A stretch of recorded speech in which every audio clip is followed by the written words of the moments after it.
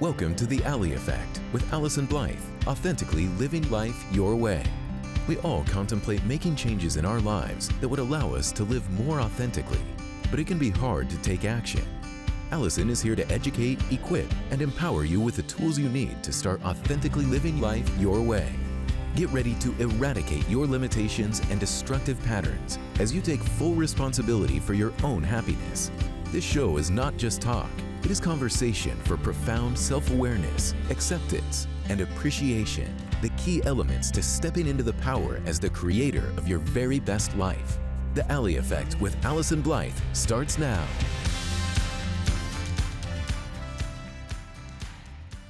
Hey everyone, and welcome. You're listening to The Ally Effect, authentically living life your way with me, Allyson Blythe, certified life coach and licensed clinical social worker.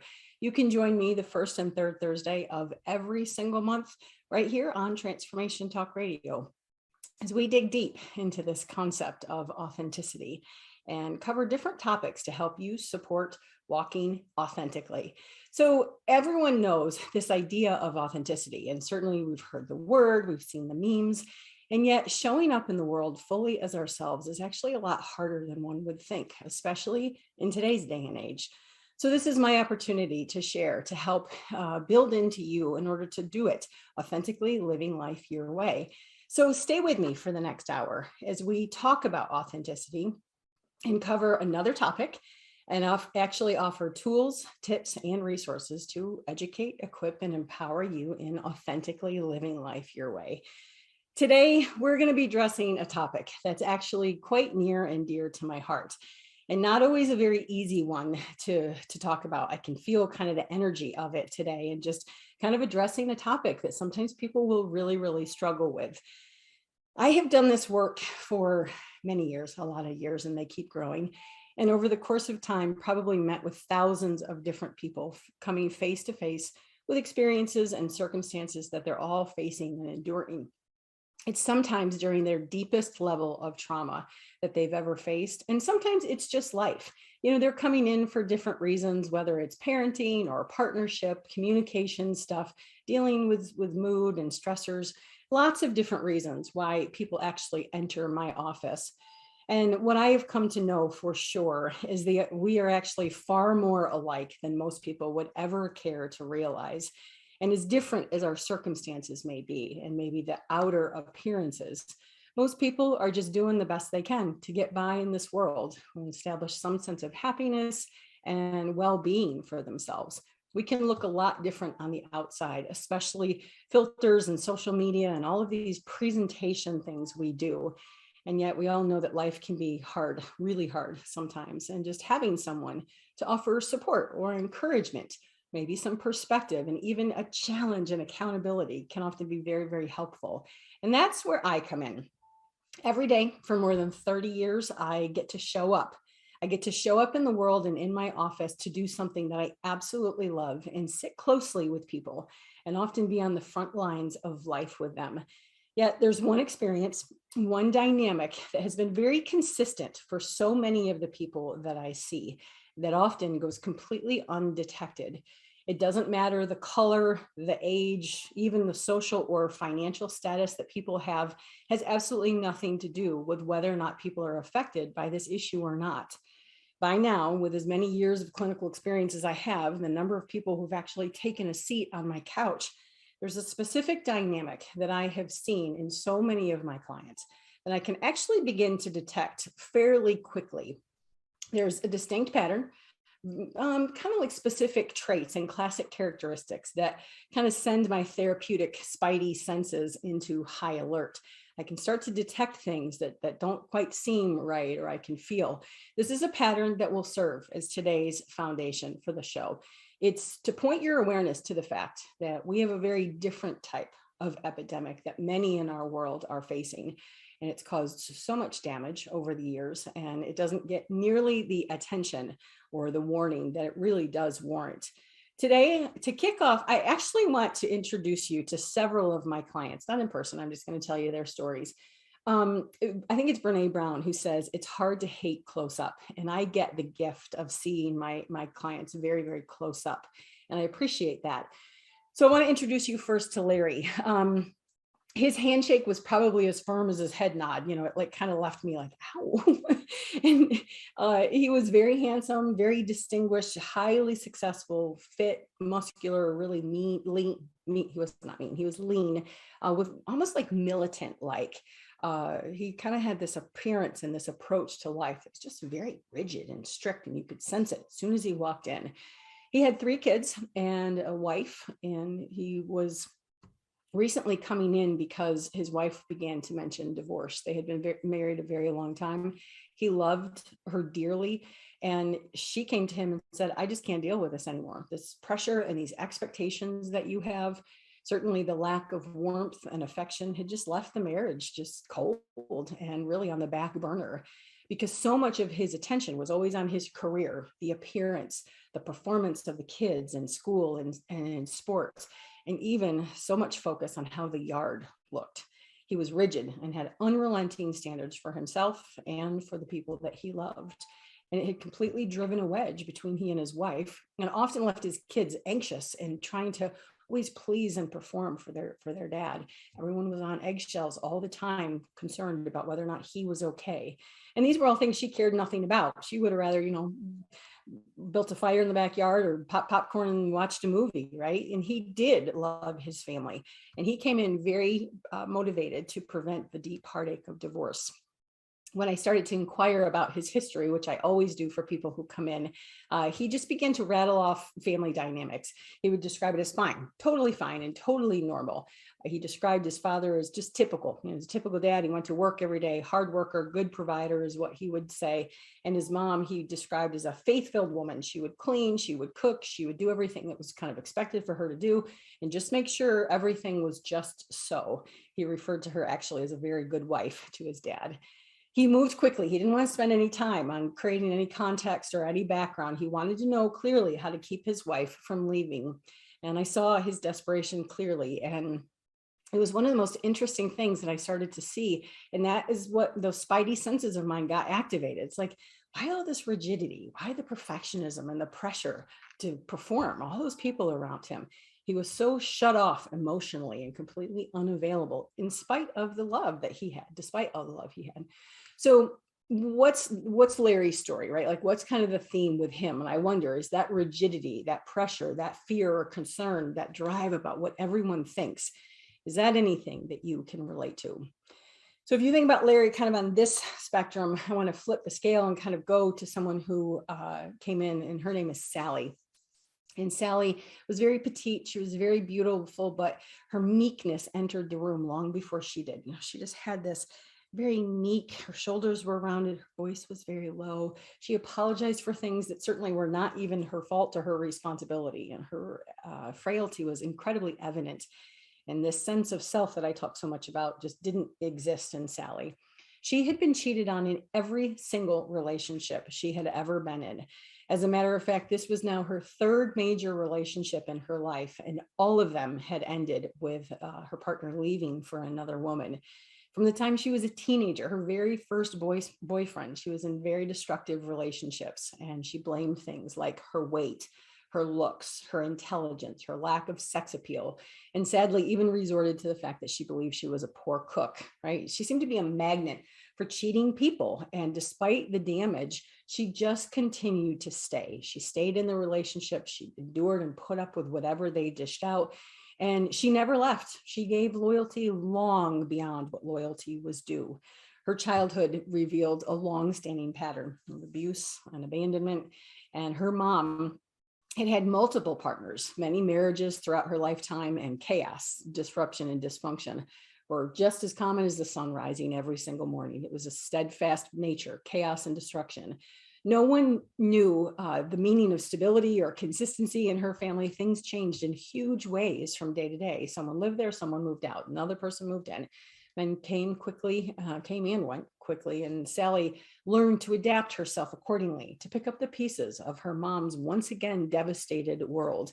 She had become a parent to her mom even before she could tie her shoes, her earliest memories, and felt responsible for her mom's emotional needs and picking up the pieces. She had absolutely no sense of self. She was anxious and totally overwhelmed. and simply couldn't handle any type of disagreement or conflict. And so she just put up with stuff. She did everything in her might to please and appease. And so you can kind of see the difference. There's Larry and there's Sally. And let's talk about Marcia. She's a little bit more right in the middle. Not right or wrong. I'm just trying to give you a scale of observation. Marcia was happy, and on the outside, she was very lovely and pleasant and polite. And yet close up, what I saw was a whole level of bitterness and resentment that was beginning to seethe from her. Years of committee work, late nights working on the kids' homework that they didn't remember to do, sending all those birthday cards and the gift cards to people who never even uttered a word of thanks, making sure people had meals and they were very well taken care of when they were down and out. Suddenly, Marcia had it. She barely had the energy to get out of bed, and she seemed to enjoy absolutely nothing anymore. And sadly, even revealed to me that she sometimes had visions of driving her car into a tree, obviously some concern. Her doctor warned her that this happens to women of her age, right? That this was, could very likely be linked to menopausal issues. And I have to tell you, that is not what I saw in Marcia. Maybe that was a relevant factor to some degree, but what I saw from Marcia is that she had spent decades of her entire life spending taking care of people. Her mom had died when she was just 7, and her very distraught dad just got up and went to work every day. I mean, of course, he was trying to take care of the family that had been left behind. But naturally, he wanted to unwind after all those hard nights, right, or hard days at work, and just would sit down. And Marcia learned to kick in and take care. She was the one cooking, and she was the one washing the dishes, and even making sure the kids were taken care of and that his coffee was made for the morning. She always did the right thing, often to her own detriment. She was exhausted and depleted, totally fed up. And long into adulthood, she was way over functioning and doing too many things for too many people. Depressed may have been what some people would have diagnosed her as, menopause, all of these different types of things. And yet I quickly recognized the diagnosis that is quite professional in my mind, fed upness, right? Kind of this diagnosis that I talk about and misunderstood. Fed upness is exactly what I diagnosed her as. The saddest part is that she never even recognized that so many of these behaviors were completely self-induced. Each of these clients kind of getting in their own way and not knowing how to do things any differently. Before we take a break, I want to introduce you to one last client who actually was a ton of fun to work with once. I want to introduce you to Marty, and I actually very affectionately refer to him as Mean Marty, because he actually would say that about himself, just how mean he was. He had these heavy, thick boots that, you could almost hear him coming down the hallway and up and down the stairs. He had a gun firmly strapped to his hip. It's like Marty had a presence, and he was very suspicious. He wanted to know what I was writing, who I was telling, and all this kind of stuff. Marty trusted absolutely no one, and he believed in getting other people before they could get to him. Fighting, getting fired, road rage, breakups, those were all things that landed Mean Marty right on my office couch, because he knew that the road was not going to be a good one if he continued. He was defensive, angry, and definitely very mean. He had so much displaced anger and had this hairline trigger. And underneath that anger, actually, I could just detect a ton of fear and uncertainty, as it took him probably more sessions to reveal his childhood than I think it's ever taken anyone to. He revealed a neighborhood and school system that was really rough, very dangerous, but quite frankly, not nearly as dangerous as his home that he had grown up in. He had seen more violence by the time he was 11 years old than most people would ever care to see in their entire lifetime. Police often were at his house. He was even taken from his parents' care, punching, shouting, throwing things, you name it. It happened in Marty's household.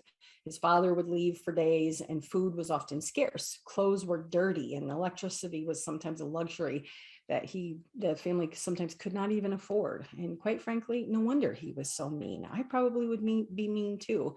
We need to take a break, but when we come back, I'm going to introduce you to the topic. What is it that unites these amazing folks to help you see a dynamic that often goes completely unrecognized and missed, even in my field where we are trained to know about these things? You're listening to The Ally Effect, Authentically Living Life Your Way, with me, Allyson Blythe. Stay tuned. We'll be right back.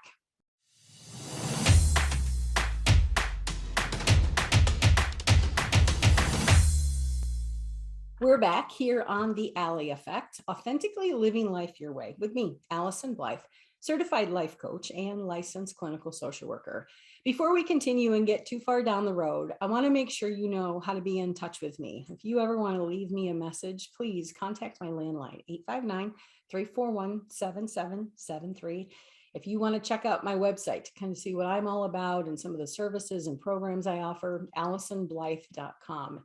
And email is a very trusted way to be in touch with me, AllysonBlythe@live.com. And social media, trying to kind of have a presence there to just deposit some positivity into this world.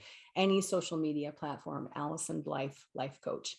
So today I want to shine some light on a topic that's rarely discussed. And if it is, there's not a lot of accuracy, understanding, or certainly compassion around this specific topic.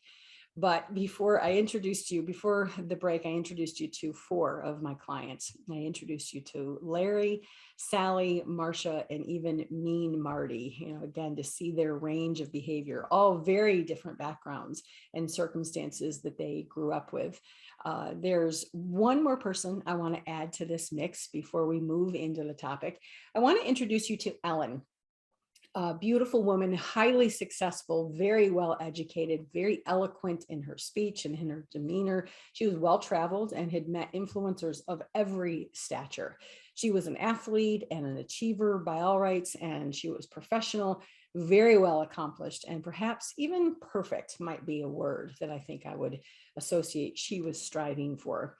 Her personal relationships, however, remember, hard to hate close up, she dated amazing men, right? She never had a hard time attracting kind, attentive, equally wealthy, educated, and traveled and accomplished men.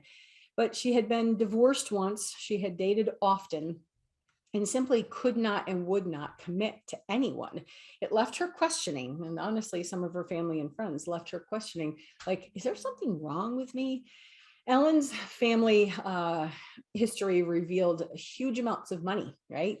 And these money secrets actually distorted Ellen's level of history because it taught her well how to perform. So this family appearance of money and wealth and travel and stature all kind of created these generational messages that kept Ellen very well accomplished, very well traveled, lots of experiences, and yet completely unnurtured, not cared for, with any sense of importance, any kind of attention, or certainly no sense of mattering to anyone. And as amazing as her outer life appeared, she was completely a shell who didn't know how to commit. She didn't know how to let people in or see who she really was. Vulnerability was not even an option for her. She had just broken up with another real Prince Charming, like really a good guy. And her friends accused her of being crazy for leaving yet another man. Ellen desperately wanted to know what was wrong with her and why she could not possibly commit. So there you go, 5 folks, all seeking my services, all presenting in the world completely different and different backgrounds and life circumstances, and yet in so much pain and turmoil. Today, as we address this topic, it is a topic of a disease, and it is a disease that actually impacts an estimated 26.8 million. I actually had to practice that number. 26.8 million Americans, just Americans. This is a disease that destroys more families than we could ever measure. And it's one of the only diseases that makes family members as sick, if not sicker, than the one who actually has it. So what in the world am I talking about? What's this disease? Sends off my spidey senses that I can kind of detect. My friends, today we're actually talking about the family disease of alcoholism. No matter what your understanding is of the disease model of addiction, that is not my focus. I don't want to argue disease of choice, disease of the body. I don't want to discuss that. I actually want to talk about the impact that drinking has on family members and why it is so destructive. And though many people have probably heard of the term codependency, I mean, most people we all know that term.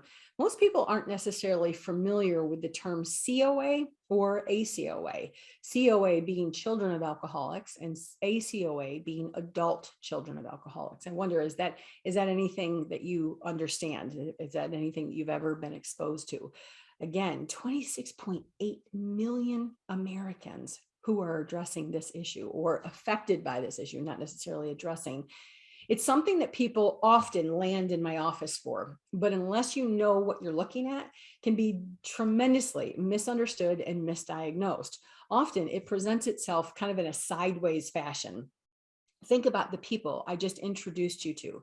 Things like anxiety, rigidity, relationship problems, depression, abuse, communication or trust issues, affairs, like all different kinds of stuff. It does manifest itself all over the place and can be really hard to know what you're looking at clinically.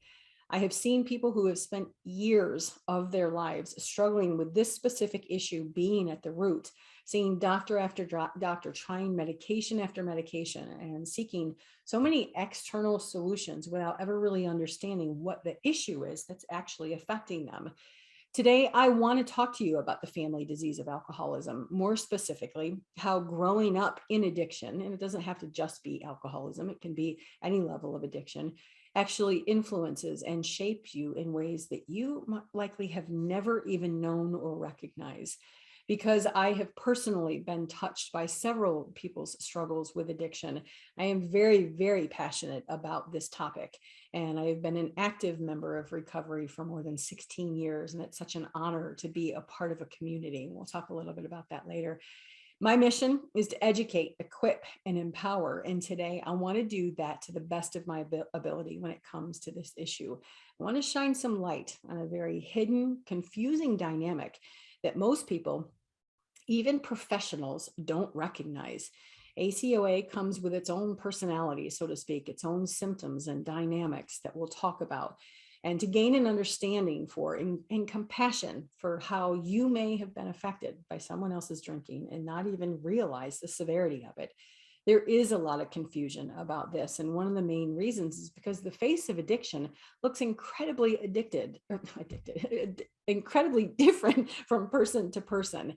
I want you to think about the different stories that I shared. People like Larry or Ellen's family, they're all highly functional, educated, even wealthy and religious. Yet the people in Sally's family or even Mean Marty's family, not so much. There's substantial stereotype and even ignorance about what alcoholism itself looks like. Alcoholism, heavy drinking often goes undetected because it doesn't look like the stereotypical version of maybe what someone might call like real alcoholism. If it's not homeless under a bridge or people getting 7 DUIs, then it's easy to minimize. It's not that big of a deal. Maybe there's someone that you know that's as severe as homeless under a bridge. They can't keep a job, they can't feed their kids, they can't be loyal to their partner. But it doesn't have to be that severe or that dysfunctional to actually impact the way that a family is designed with that. So often know that it takes one person who has a problem with drinking to affect multiple layers of people. And this dynamic is often missed, undetected, and even misrepresented because many people, professionals included, believe and buy into this homeless under a bridge perspective. And so it's easy to justify or minimize. I hear things all the time like, well, they didn't drink every day, or she could stop anytime that she wanted to, or he went to work every day. You know, again, those stereotypical beliefs, something like they were never arrested, or if there was no abuse or physical violence, sometimes it is missed. And then one of the classic ones that I hear, again, both personally and professionally, but she's such a good person, as though addiction only happens to bad people. The exact opposite is true. Addiction can happen to any type of person. It's a toxic, progressive disease that does incredible damage to the mind, to the heart, and definitely to the spirit, to those people who are affected by it.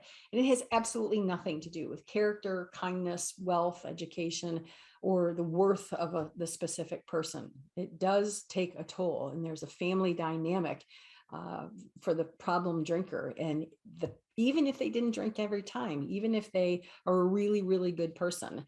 So today, as we talk about this dynamic, ACOA, adult children of alcoholics, I want to help you determine if this is something you were impacted by, to see how you may have been shaped and influenced by it, and to see what you can possibly do about it. Maybe this is the first time you're hearing this dynamic. This information is new to you, or maybe it's the first time you're realizing like, oh, maybe there is something to this that I'm not sure about. Or maybe you're not sure at all. Maybe this is just the first time you're being introduced. I would encourage you to listen with an open mind and an open heart. This is a show that is not designed to argue the disease mentality, the disease model, or to judge or assess someone else's drinking for us to determine whether or not he or she has a problem with addiction. This is really about your ability to assess if you've been affected by it. This is for you to see if you've been influenced by one of the deadliest diseases that has wreaked havoc on families for decades in ways that often go completely unrecognized. When people enter my office, I can often tell when there is an issue or problem with alcohol. And typically, I can actually detect it from the person who is not the problem drinker.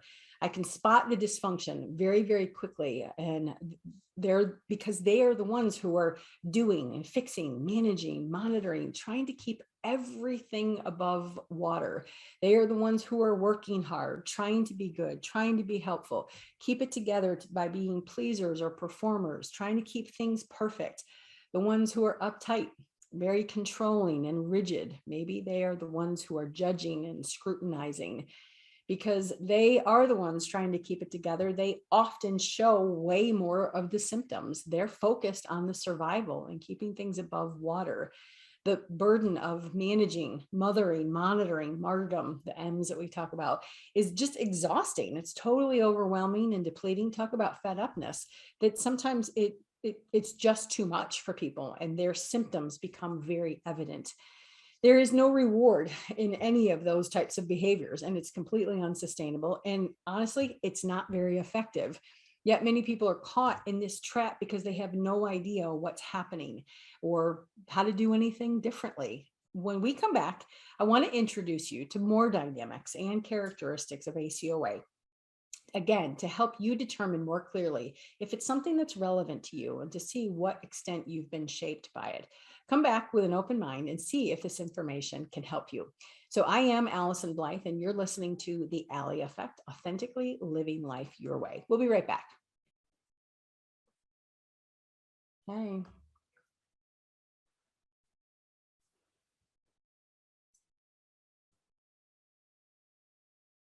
Okay. Cool. How long was that one? Mhm. Okay, good.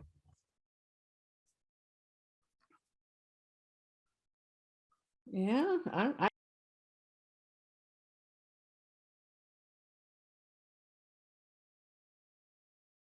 we're back here on The Ally Effect, Authentically Living Life Your Way. I'm Allyson Blythe, certified life coach and licensed clinical social worker. Today, we are talking about authentically living life your way, and actually maybe a hard life reality that may be relevant for you. It might be relevant for someone that you love dearly, and you still might not be buying in whether this is relevant to you or not. We're addressing something called ACOA, Adult Children of Alcoholics. And before you jump to any strict conclusions or stereotypes about the relevancy of this topic for you, I'll encourage you to take a listen. And this is actually far more common than most people would ever imagine. These dynamics can be evident in generations. Maybe you're not affected directly by alcoholism, but maybe your parents were. These generational behaviors, belief systems, patterns, all of it can just be passed down as the way people relate in the world. So ACOA, what's the big deal? What's the big deal if someone in the family drank a little bit too much? Doesn't everybody tie one on once in a while? I think alcohol use and impact is so easy to minimize, and it's so easy to justify. I want you to think about this. Drinking is one of the only destructive behaviors we feel the need in our society to explain or justify why we're not doing. Okay, again, think about that. You meet someone new and their first response is, hey, would you like to get a drink sometime? Or you go to a party and someone says, hey, what are you drinking? And you decline, and suddenly like people are like, well, what's wrong? Why not? Suddenly you're the party pooper or the buzzkill or the prude, right? Like, isn't that peculiar? Like, if you really think about it through that lens, Can you imagine getting crap from someone for not smoking? Like most of us go like, oh, that's not really that's a pretty destructive behavior. And there's a normalcy about not doing really other destructive things. Alcohol? Absolutely not. People don't harass you and ask what's wrong if you're not lighting up. They are doing some other type of destructive behavior. They don't tend to ridicule you, make fun of you, talk about you behind your back or to your face, or shame you for not partaking in those behaviors. Alcohol is a very different ballgame. Non-drinkers are often harassed and made fun of for not joining in the festivities. It's such a messed up dynamic in our world, and yet a real one nonetheless. And so alcohol use is so common and it's so acceptable, even encouraged and rewarded. There's a tolerance and a permission and a generalized support for actually drinking. Socially, culturally, in a lot of families, and even some careers.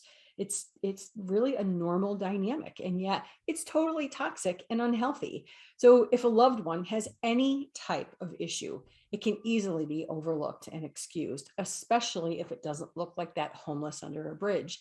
There is so much normalcy and permission around the alcohol use that if you suddenly start to put these pieces together, or you have a problem with the drinking, you actually may be viewed as the problem, someone who is overreacting or overly dramatic.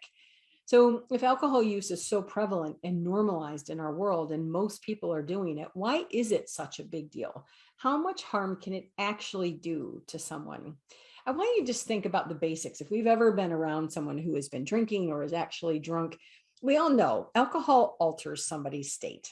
Your defenses and your inhibitions are down, emotions, reactions, decision-making, or they're all altered. Things like coping skills, communication or conversational skills, they're almost like non-existent. Again, if you ever try to carry on a conversation with a drunk person, try having dinner with them nightly, try to get your homework papers assigned, or making sure your clothes are folded. Seeing a parent one time drunk, it can be impactful. If there wasn't a trauma associated with it, it's probably not that big of a deal. But I will have people come in and talk about a time or two that they actually saw their parent intoxicated. Sometimes there's laughter and sometimes there's not. Sometimes it can really affect somebody.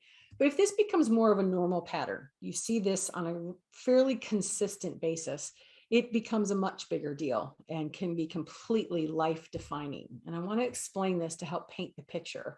So for simplicity's sake, if you've taken any of my needs course, you know that there are both physical and emotional needs. There are a ton of needs, but just for simplicity's sake today, I want you to think about physical needs, things like food, shelter, water, clothing, affection. Think about somebody like Mean Marty and the realization that the basics of electricity was something that he couldn't assume would be there day to day, night, coming home from school. So along with that went things like hot water, even food, or a place to lay his head. I said to you the first time, no wonder he was mean. And I honestly think I would probably be mean too. It was survival of the fittest in his home.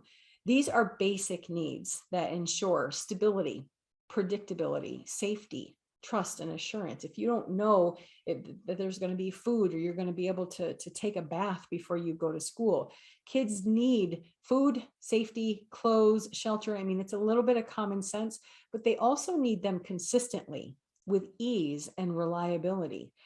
Anything that fractures these needs being met consistently will totally fracture your sense of safety in the world and trust in life, trust in others.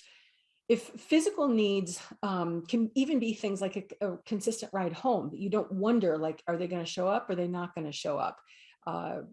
Clean clothes, having things that you can actually get dressed in the morning, and after school snacks being in the cupboard so that you don't have to be starving during the night. Things like shame, embarrassment, and insecurity get planted into children at a very early age when these are their circumstances. So then you want to think about things like growth or learning, social development, playing on a team. That can't happen if a child's basic needs aren't met. So physical needs must be met for not only this core level of survival that a kid's going to be able to live day after day, but also their growth, their learning, and their well-being. And here's another critical piece, that just like homeless under the bridge perspective of alcoholism, if a child does grow up with their physical needs being met, the harm may not be as detectable. We would be able to witness maybe a home of filth or no food, a child who is not bathed. And let's switch gears and say that all of their physical needs are met and bruises aren't detected and things like that. It leaves us with this category of emotional needs that are so incredibly important in shaping a child's SOS, sense of self. Emotional needs for all human beings at a young age and even at an old age: attention, trust, reliability, to be seen, to matter, right? Those are just core basic emotional needs. Think about Ellen, and she always had plenty. She had plenty of things. She had plenty of opportunities. She had taken more vacations than probably anyone. Plenty of household help to help cater to all of her physical needs. She was never without in a physical capacity. And yet she was completely a shell. No one ever paid attention to her. She was only valued for the ways that she supported her family's appearance and social status. All of those awards that hung on the wall, the trophies she could display, and even that valedictorian status. And yet no one helped her come to celebrate. She had every physical and worldly opportunity at her fingertips, and no one cared. They did not pay attention to the artwork that she loved to do. I actually got some eye rolls from her family. Nobody attended the gallery event where her work was displayed. Dried her tears when she overheard her best friends talking about her in the locker room. No one certainly helped her pick out her homecoming dress, but they certainly did scrutinize the way that she looked that night. And one of the saddest elements is that no one knew that homecoming king that she was so incredibly excited to have a date with actually stole her innocence without her consent. You see, she faced life alone. Nobody paid attention. Nobody knew what was happening in her world or really even cared, as long as she kept up the appearance and was performing well and doing exactly what was expected of her. Emotional needs help you grow roots, right? Having your emotional needs consistently, they provide substance and grit, kind of the sense of worth in the world. I imagine like a tree, and that as it grows, it kind of the roots become established. And if that doesn't happen, if someone isn't pouring into and nurturing you in some way, it's like that first storm comes and just knocks you to the ground. Kids need to be seen. They need to be valued and protected. They do not need to always get their way, but they do need to feel like they matter and that they're heard. Things like structure, reliability, and consistency, these are all things that kids will fight and they will resist. They'll get so mad about when you try to implement, and yet they need them desperately. Kids growing up, kind of some of the family stuff like we talked about with some of the clients, when things were just so unpredictable and volatile in so many ways, not knowing if things were going to be okay that night, that morning. Things like connection, belonging, being a part of something, right? It's like what we call family, all provide a foundation and a footing for kids to really just launch into the world, to have some kind of sense of who they are and what they're capable of, knowing that someone's going to invest in there, to be there consistently. Even if they don't go to the practice, they're there to, get you in the car and get you back home, to have your back. It provides a sense of worth, personal value, and esteem. The world can be very big and scary, even as an adult. I mean, we all face times like, the world. But when you face that alone as a child, or your needs aren't consistently met, alcoholism doesn't allow someone, even if it's periodic alcohol, the dynamics are so distorted. Any kind of problematic substance use is filled with things like unpredictability, uncertainty, disappointment, and confusion. Examples that many clients have shared with me, like a parent who misses practice and you have to find your own way home. We already used that example. You learn not to trust or rely on anyone, this fierce level of independence and strength you promised, or maybe just defeat and not even trying. A promised holiday adventure that's suddenly disrupted by absence, arguing, or some type of violence. It'll cause dread and this fear. When good things start to happen, you actually become more terrified because you're just convinced that the shoe's going to drop. It creates this heightened sense of disappointment that even some of the smallest things are going to lead to deeper devastation. A parent who just acts weird when your friends are around, and so you stop inviting them, instilling a sense of like being different from others, isolated and unworthy, right? watching a parent pour a third drink and then having to get in the car with them to get to practice, to get home from the restaurant. Like, you've just learned about the dangers of drinking and driving, and yet you have to learn how to subside, how to push all that, to suppress all of that stuff so that you can listen and actually go through the process of just getting yourself home. Maybe you learn to deny your own personal truth or listening to voices outside of yourself, and you loathe authority for their hypocritical ways. Sally was a good example of this. Despite obvious behaviors of things that were going on, relationship problems, she was in chronic denial and continued to stay in things that were so harmful for her. Maybe the opposite is true. You've learned to be funny and lighthearted, keep things on the surface. Remember Larry, who talked about things were fine, or Marcia was a classic example, trying to be helpful and lighthearted, always doing for others. Maybe you wear a mask so that you can show people more of what they want to see, so that people will like you and they don't ever dig too deeply into who you are. Larry really did learn to live life on the surface and just to claim that everything was fine, and yet his wife was wanting to file for divorce. No one ever talked about problems in his family. He didn't know how to magically do that as an adult. He didn't know how to tap into those emotions. Marty didn't know how to feel safe in the world just because he magically turned 18 and had a woman who was interested in him, right? These dynamics become woven into the fabric of who we are and how we show up in the world. These matter. This can feel like some pretty heavy stuff. We do need to take a break, but when we come back, I want to offer you some hope. It can be a dark topic, and I want to ensure you that there is some light at the end of the tunnel. You're not alone, and there is information and support available. Stay tuned. We'll be right back.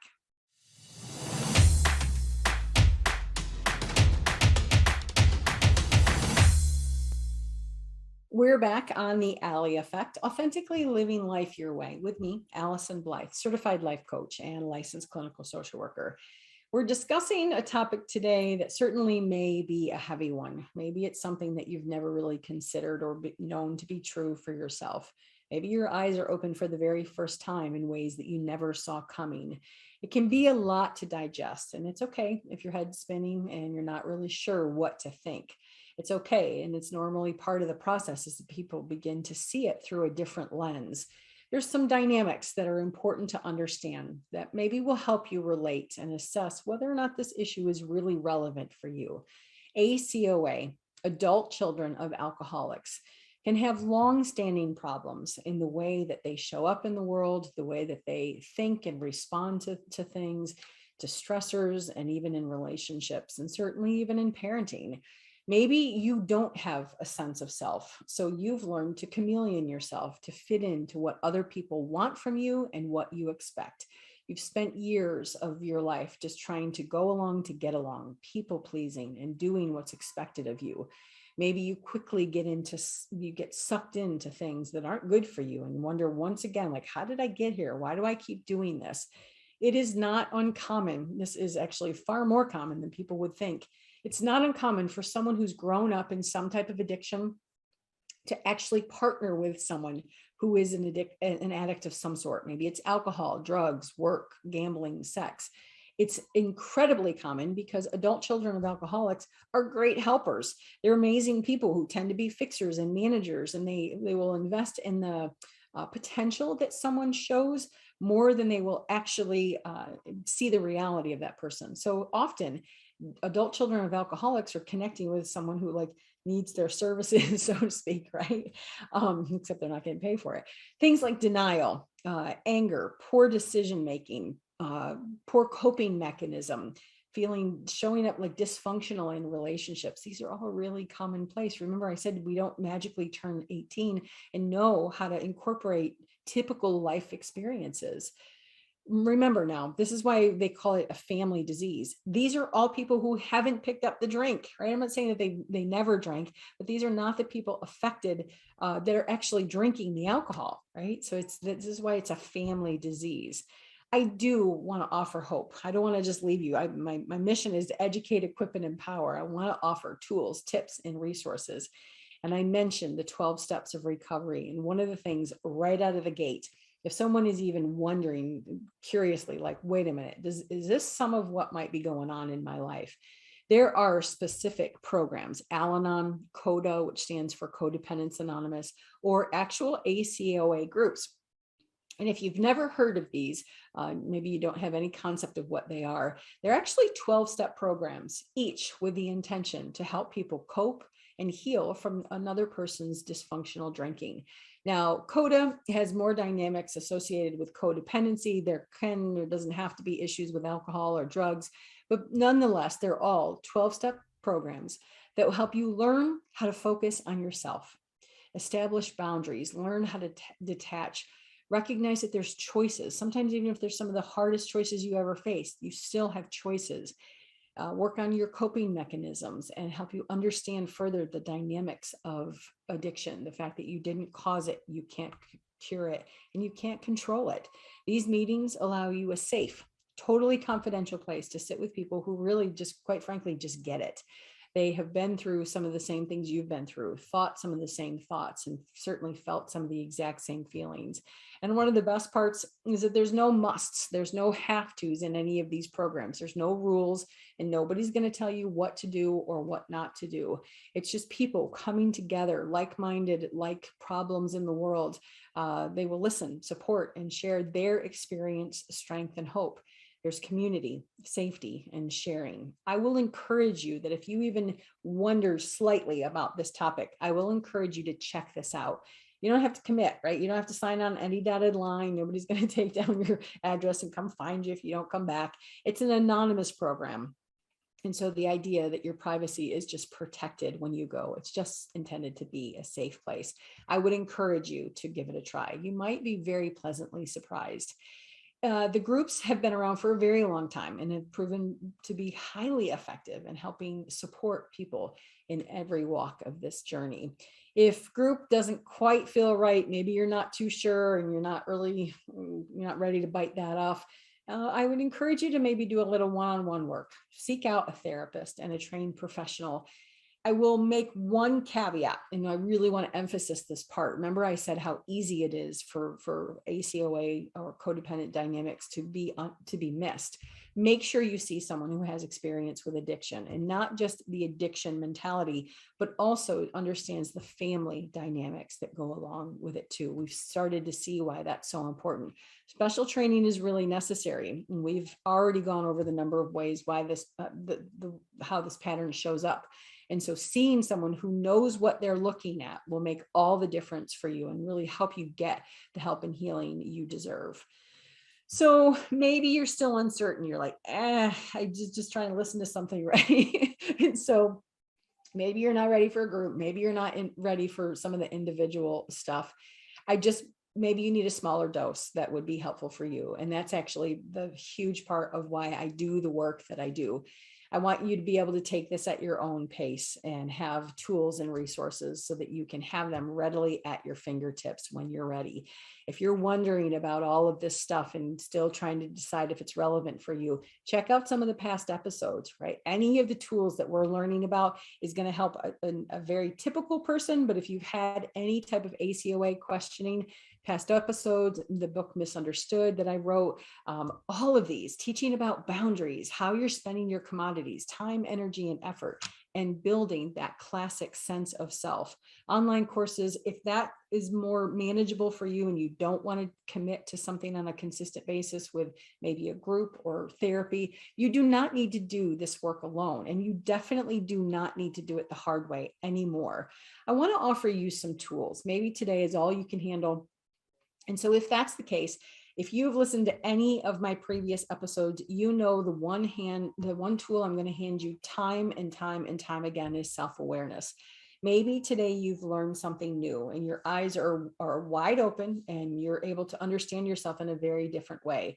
Awareness is always a starting point of what you're feeling, what's going on inside of you and what's going on around you and why you're doing what you're doing. Self-awareness will help you pay attention and tune in so that you can start to recognize different types of engagements that you have with people. And a second tool that I think is incredibly important, remember, all these behaviors tend to come out sideways and they are often misunderstood and misdiagnosed. The tool that I would offer in this case is self-compassion. growing up is hard, like period. Just raising into an adult, it's hard. It's hard for parents, it's hard for kids. And some people certainly have an easier go at it than others. But if you were raised in any type of challenging childhood, it will shape and alter the way that you walk through life. Facing challenges in your home, at the core of your own family, will definitely alter your course. Self-compassion just softens the lens. It's a little bit more tender. It just allows you to have a certain level of understanding and tenderness about why you do the things you do. And once you meet yourself with self-awareness and self-compassion, you can actually step into the next tool, which I refer to as self-responsibility. If you've not checked out Mark Manson's work, I think it's him who says this. He just quite frankly says, there are people who are totally to blame for things that they did to you, especially if you were young, right? Like if somebody steals from you or somebody harms you, like they are totally responsible for that. However, the issue becomes that the problem may have their name written all over it, but the solution actually is where self-responsibility comes in. The solution is actually up to you to find ways to change and heal your life. It's all up to you. Maybe you did start with a very crappy hand, but the cards you play later in life are totally up to you. So if you don't know where to begin, consider one of the resources I told you about today. Maybe it's a meeting, maybe it's a trained therapist, maybe it's the SOS toolbox. All of those episodes are there. You've got some options and you don't have to do it alone, and you do not have to do it the hard way. If you're finding that some of this ACOA stuff is relevant to you, do your homework, really start to practice and get some understanding of what this dynamic is and how you can proceed with helping yourself authentically live life your way. If you want to contact me, you know how to do that. AllysonBlythe.com, AllysonBlythe@live.com, or send me a message at 859-341-7773. I really want to thank you for tuning in today, to taking the time to listen, authentically living life your way. I always have a wonderful time, and I'm deeply grateful that you take the time and the energy to spend with me. This is a show about authenticity, and it sometimes requires you to dig deep and have some hard conversations, some hard awareness, and definitely some hard choices. I do hope you feel educated, equipped, and empowered as you authentically live life your way. Join me next time on The Ally Effect, where we'll talk even more about authenticity to help you feel inspired to find your path. Have a great week. Thanks for tuning in to The Ally Effect with Allyson Blythe. The moment you decide to take control of your own well-being, you start the journey of authenticity. Tune in next time for more empowering conversations and practical tools to help you shed your fear, worry, comparison, and less than beliefs. Stick with us as you step into the driver's seat and head off onto the road of success and happiness. Your best life awaits.